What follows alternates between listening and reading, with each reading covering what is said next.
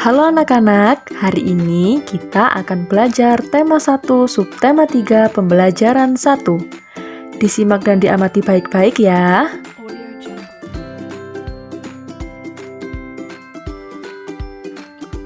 Ayo mengamati. Nah anak-anak, di sini ada sebuah percakapan antara Udin dan ibunya. Ibu Udin memerintahkan Udin untuk berbagi bekal dengan teman-temannya. Kita baca percakapannya yuk. Bagilah bekalmu dengan teman-teman ya Din, kata ibunya Udin. Lalu Udin menjawab, baik Bu, mengapa kita sebaiknya berbagi dengan teman Bu? Nah, Ibu Udin menjawab, berbagi menunjukkan sikap rukun. Bawalah tempat bekalmu kembali ya. Dalam percakapan ini terdapat kalimat perintah seperti ini. Nah, jika di subtema 2 kita belajar kalimat ajakan, maka di subtema 3 ini kita akan belajar kalimat perintah.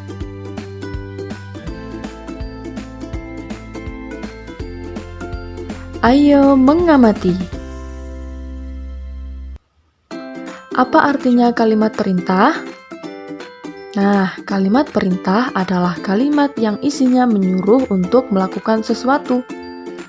Kalimat perintah diakhiri dengan kata kan atau lah. Biasanya juga diakhiri dengan tanda seru. Mengucapkan kalimat perintah harus dengan bahasa yang sopan dan boleh ditambahkan kata tolong. Contohnya, datanglah ke rumahku. Matikan lampunya. Atau kalau anak-anak mau menambahkan kata tolong, bisa misalnya, tolong bawakan bukuku ya.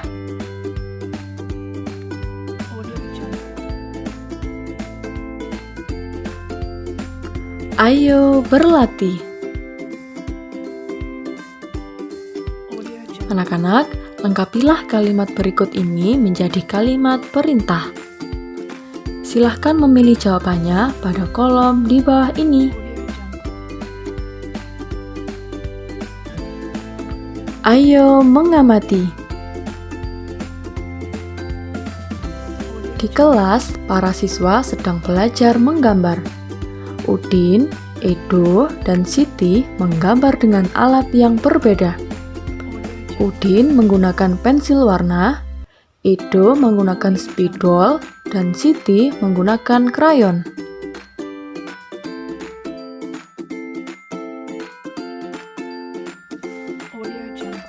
Ayo mengamati. Apa perbedaan hasil warna dengan krayon, pensil warna, dan spidol? Nah, kalau pensil warna, hasilnya akan tipis dan halus seperti ini. Yang kedua, kalau spidol, hasilnya akan tebal dan halus seperti ini.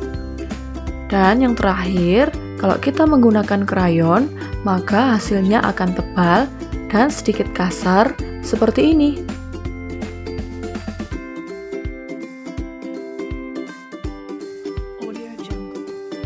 Ayo mencoba. Nah, kita sudah mengetahui tadi bahwa Udin menggunakan pensil warna, Edo menggunakan spidol, dan Siti menggunakan krayon. Kalian bisa memasangkan siswa dengan hasil gambar yang sesuai. Silakan dipasangkan di bukumu.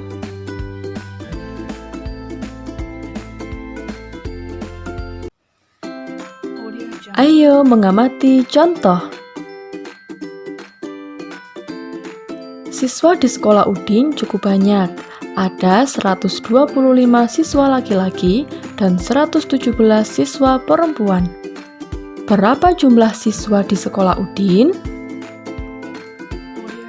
Nah, kita harus menjumlahkan siswa laki-laki dan siswa perempuan. Lalu, bagaimana caranya? Nah, caranya ada dua anak-anak, yaitu cara panjang dan cara pendek. Nah, sekarang ini kita akan belajar cara panjang terlebih dahulu.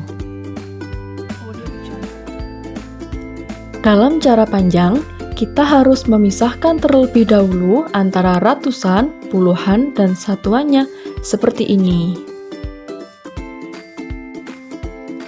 125 sama dengan 100 ditambah 20 ditambah 5.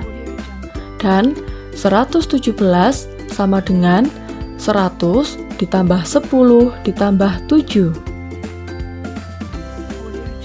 Lalu, ratusan ditambahkan dengan ratusan, puluhan ditambahkan dengan puluhan, dan satuan ditambahkan juga dengan satuan. Seperti ini misalnya. 100 ditambah 100, hasilnya 200. 20 ditambah 10, hasilnya 30. Dan 5 ditambah 7, hasilnya 12. Lalu hasil sementaranya sama dengan 200 ditambah 30 ditambah 12. Nah, karena angka 12 ini terdiri dari puluhan dan satuan, maka kita juga harus memisahkannya menjadi 10 dan 2. Selanjutnya, kita harus menggabungkan antara ratusan dengan ratusan, puluhan dengan puluhan, dan satuan dengan satuan. Dan di sini yang perlu digabungkan adalah 30 dan 10. Jadi hasil sementaranya 200 ditambah 40 ditambah 2. Dan semuanya ditambahkan. Dan hasil akhirnya adalah 242. Bisa dipahami anak-anak?